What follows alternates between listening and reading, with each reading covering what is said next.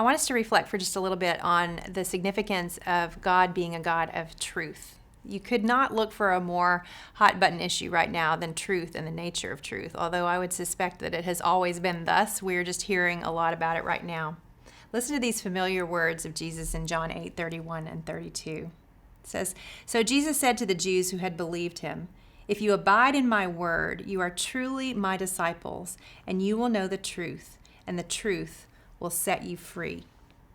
This is a commonly known verse even among those who don't call on the name of Christ. The truth will set you free.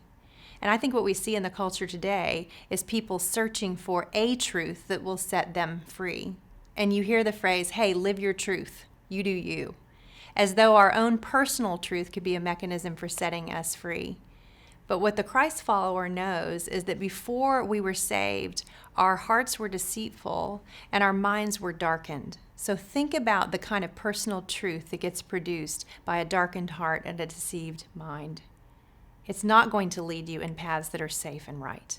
It's going to lead you in the way that seems right unto man, and the end thereof is death. I can't think of a more cruel thing to wish on someone than that they might live their truth, because our own personal truths are ultimately a lie. Now think about God's truth for a second. Let's just start with the first commandment in the 10 Commandments. What does God say? "You shall have no other gods before me." Now to the unbeliever looking in, that doesn't sound like a statement of freedom. It sounds like a statement of restriction. You're going to tell me which gods I can worship? But to those who are followers of the one true God, what do we know? That the command, "You shall have no other gods before me," is actually not a restriction. It is a statement of reality. It is an invitation into reality. You shall have no other gods before me. Why? Because there are no other gods.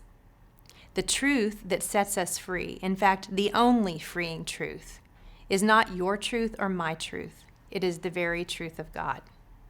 And it's in that truth that we learn to live in the freedom of knowing that the God who determines the boundaries of what is true and what is false is the God who has set his love on us. When we exchange the truth of God for a lie, we're not walking into any kind of freedom. We're walking into a prison of fantasies that is of our own invention. And it's not going to lead to any peace, and it's not going to lead to any salvation. It will only lead to death and to despair.